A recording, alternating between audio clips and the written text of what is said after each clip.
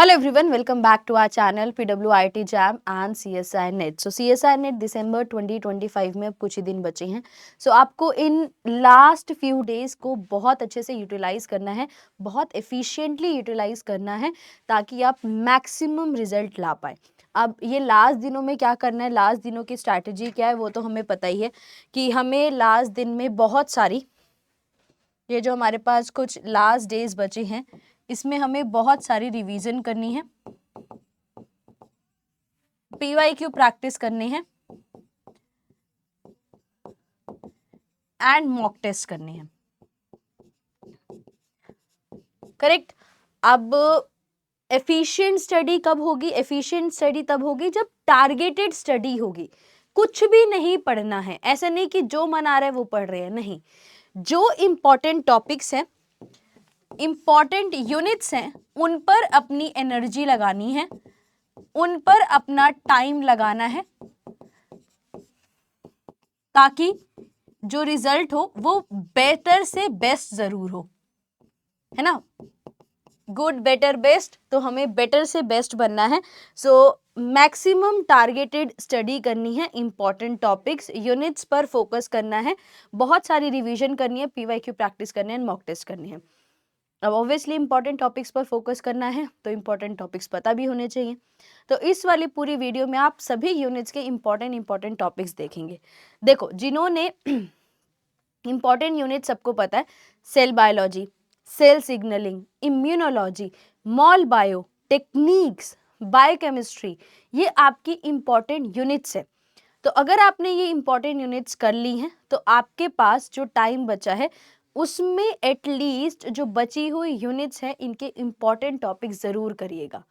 जिस तरीके से ट्रेंड है सीएसआई नेट का from the last few years, सब कुछ इंपॉर्टेंट है. तो उनमें से जो चीजें हर साल आती हैं, जहां से हर बार क्वेश्चन आने के चांसेस हैं, उन्हें जरूर करके जाइएगा. मैक्सिमम से मैक्सिमम इंपॉर्टेंट टॉपिक्स करके जाइएगा.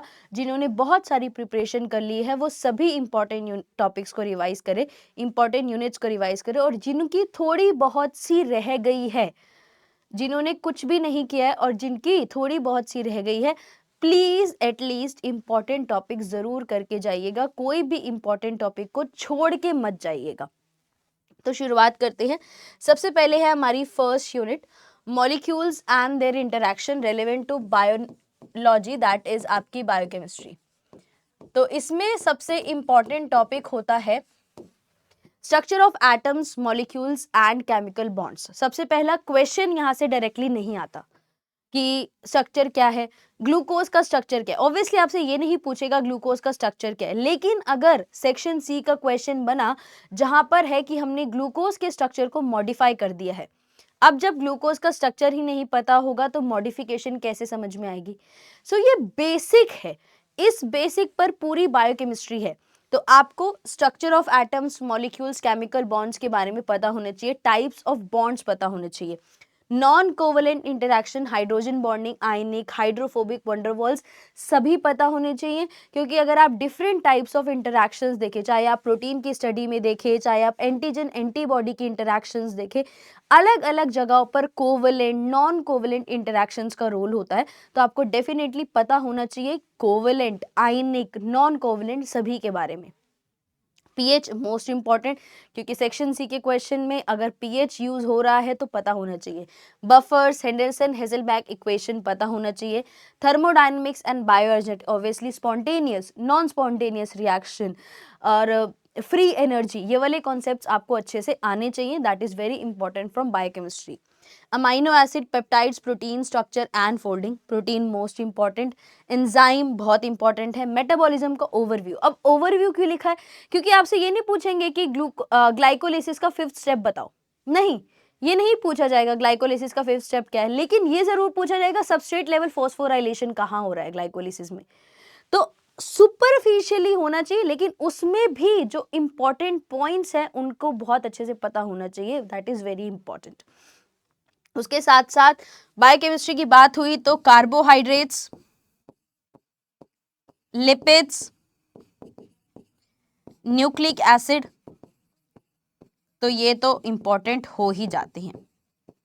क्योंकि ये सारी चीजें ना, देखो biochemistry is itself a base of your biology. अगर आपको बायोकेमिस्ट्री नहीं आती तो आपको बायोलॉजी नहीं समझ में आएगी, और ऑब्वियसली सीएसआई नेट की तो बिल्कुल समझ नहीं आएगी। तो प्रोटीन्स करना, कार्बोहाइड्रेट्स करना, लिपिड्स करना, न्यूक्लिक एसिड, आरएनए, डीएनए, ये सब आपको पता होने चाहिए, तभी आप आगे वाली चीजों को समझ पाएंगे। Second unit, cellular organisation, that is cell biology.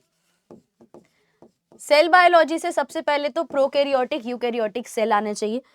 Prokaryotic, eukaryotic cell के साथ साथ हर एक ऑर्गेनिल और उसका फंक्शन आना चाहिए, क्योंकि क्वेश्चंस बनते हैं। ऑर्गेनिल और उनके फंक्शन बहुत जरूरी हैं। साइटोस्केलेटन बहुत इंपॉर्टेंट है। मेम्ब्रेन का स्ट्रक्चर और transport, active, passive, channels, transporters. Channels, transporters के example ABC, P type, V type, सभी आपको पता होने चाहिए। ट्रांसपोर्ट बहुत जरूरी है, बहुत जरूरी है। ट्रांसपोर्ट अक्रॉस प्लाज्मा मेम्ब्रेन को पढ़ना इंपॉर्टेंट टॉपिक है। ऑब्वियसली सेल साइकिल और रेगुलेशन, उसके साथ साथ cell signalling, apoptosis, autophagy, important points हैं जो आपको कवर करने ही पड़ेंगे। उसके बाद फंडामेंटल प्रोसेसेस, दैट इज आपकी मॉलिक्यूलर बायोलॉजी। मॉलिक्यूलर बायोलॉजी के बिना भी हम आगे नहीं बढ़ सकते, क्योंकि ये भी हमारी एक बेसिक इंपॉर्टेंट यूनिट्स है। तो DNA replication, transcription, RNA processing, splicing, translation, post translation modification, operons very important, epigenetic regulation, RNA interference, translation, सभी चीजें आपको आनी चाहिए। रेप्लिकेशन, ट्रांसक्रिप्शन, ट्रांसलेशन तो सभी को आना चाहिए। आरएनए, टाइप्स ऑफ आरएनए सबको पता होने चाहिए, these are very important. Transposons भी बहुत इंपॉर्टेंट है।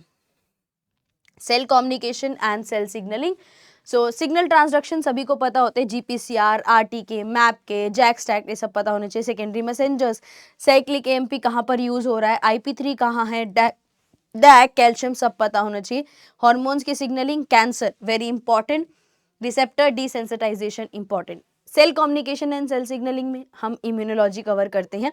तो इम्यूनोलॉजी का डायरेक्ट क्वेश्चन कम आ रहा है, लेकिन साइटोकाइंस को इंक्लूड करके, इम्यून सेल्स को इंक्लूड करके, साइटोटॉक्सिक टी सेल्स को इंक्लूड करके ट्यूमर के बारे में पूछना, ग्राफ यूज करना बहुत इंपॉर्टेंट है। तो बेसिक्स ऑफ इम्यूनोलॉजी बहुत क्लियर होने चाहिए।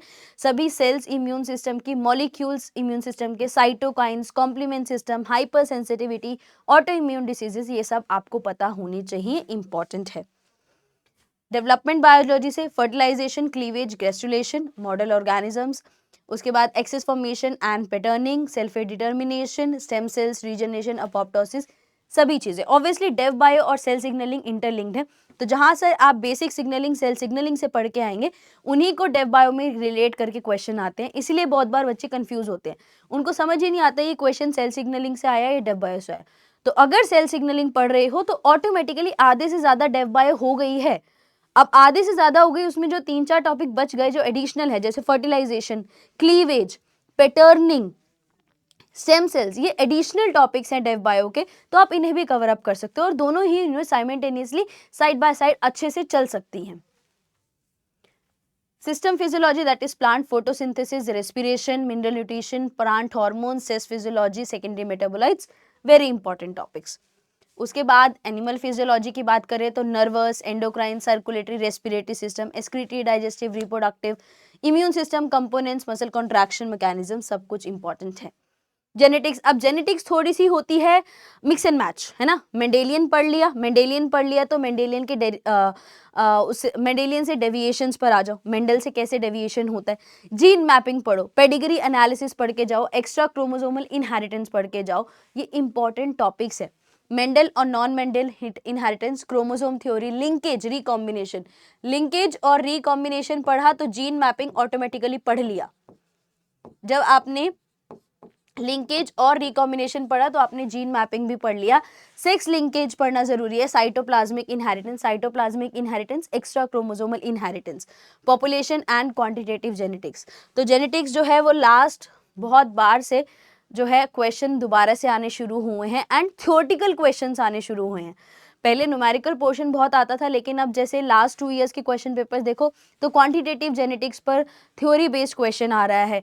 पॉपुलेशंस, जो डिफरेंट पॉपुलेशन हम जीन मैपिंग पे यूज करते हैं, जैसे आपके डबल डिप्लॉइड्स के बारे में बात करें, उसके बाद हम अगर बात करें आपके F2 डोमिनेंट, को डोमिनेंट मार्कर्स, तो इन पे क्वेश्चंस बहुत आने लगे हैं, तो ये इंपॉर्टेंट पार्ट है।